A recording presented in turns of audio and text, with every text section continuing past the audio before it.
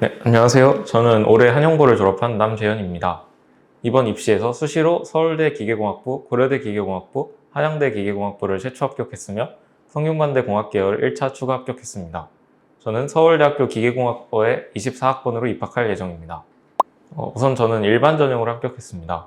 일반 전형은 내신뿐만 아니라 생활기록부 내용도 반영되는 전형입니다. 그래서 학교 생활을 할 때 이 점을 고려해야 합니다. 저는 생활기록부의 일관성을 중요하게 생각하여 수행평가와 학교에서 진행되는 활동 중에 제 진로와 연관되는 활동을 위주로 생활기록부를 채웠습니다. 저는 진로를 빨리 정한 편이고 그 진로에 대한 관심과 흥미를 생활기록부에 일관성 있게 적었기 때문에 좋은 결과로 이어졌다고 생각합니다. 또한 기계공학부는 수학을 매우 중요시하게 보는 학부입니다.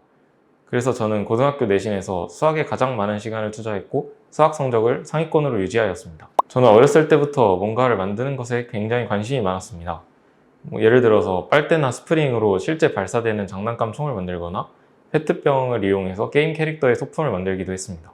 그러다가 초등학교 때 도내대회에 참여하게 되었고 그때 과학상자를 처음 접하고 생각했던 기계들을 만들다 보며 관심이 커지게 되었습니다.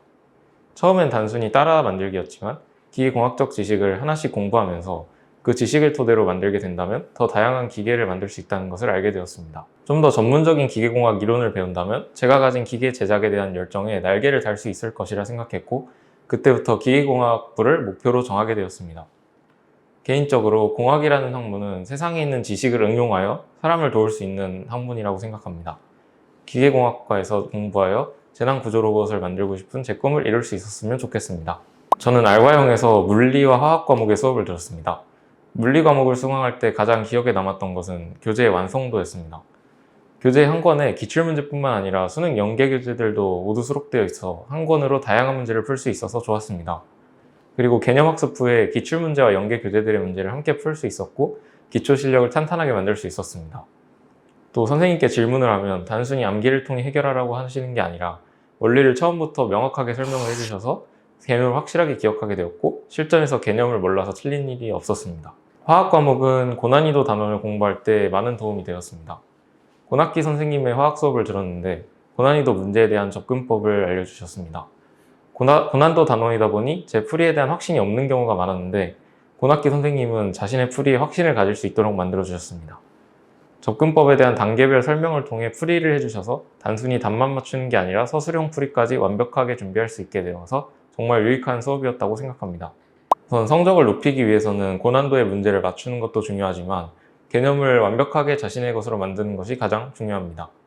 개념을 물어보는 문항들은 난이도가 높지 않은 문항이라 상대적으로 준비를 가볍게 하는 경우가 있는데 저는 완벽한 개념 학습이 이루어져야 시험 문제를 푸는데 충분한 시간을 확보할 수 있다고 생각합니다. 개념에 대한 학습이 부족하다면 개념형 문항에서 확신을 가지지 못하게 되고 이는 결국 실전에서 시간 분배에 문제가 생길 것입니다. 따라서 저는 과학 과목을 공부할 때 개념을 공부하는 것이 가장 먼저 이루어져야 한다고 생각합니다. 개념에 대한 공부가 완료된 이후 고난도의 문제들을 연습했습니다. 마지막으로는 모의고사를 통해 고난도 문제들도 풀어보면서 시간 분배를 연습하였습니다. 우선 저는 영어 과목이 취약했습니다. 고등학교 저학년 때부터 계속 낮은 등급을 받아서 걱정이 많았습니다. 그래서 영어 내신을 공부할 때 단순하게 하지 않고 저에게 질문을 했습니다. 이 문법이 왜 틀린 걸까? 이 단어 뒤에는 왜 이 형태의 단어가 나와야 하는 걸까? 이런 식의 질문을 계속 저에게 해가면서 공부했습니다. 질문하며 공부했더니 단순히 문제를 풀 때보다 문제 푸는 속도가 훨씬 더 빨라졌고 항상 근거를 생각하며 문제를 푸니까 정답에 대한 확신도 얻을 수 있었습니다. 저는 시험 준비를 최소 한 달 전부터 시작했습니다. 적당한 긴장을 주기 시작하면서 시험 기간을 대비하였고 각 과목별 시험 범위의 부교재 문제들을 풀기 시작해서 한 3회독에서 5회독 정도를 하였고 암기 과목은 미리미리 꾸준히 외웠습니다. 수학이나 과학의 경우는 문제를 많이 풀어보도록 노력하였고 기출문제와 심화문제를 풀면서 실수를 줄이도록 했습니다. 시험 전날에는 그동안 틀렸던 문제들을 복습하고 조금이라도 헷갈리는 개념을 없앴습니다. 또 새로운 문제를 풀었다가 만약에 풀리지 않으면 자신감만 잃기 때문에 새로운 문제는 풀지 않았습니다. 마지막으로는 외워야 할 것들을 완벽하게 외웠는지 점검했습니다. 시험 당일에는 예열이 중요하다고 생각했기 때문에 학교에 일찍 등교해서 예열 문제를 풀었습니다. 예열 문제를 풀 때는 실수를 절대 하지 않겠다고 생각하면서 풀었습니다. 그 후로 시험 직전까지는 암기 점검을 했습니다.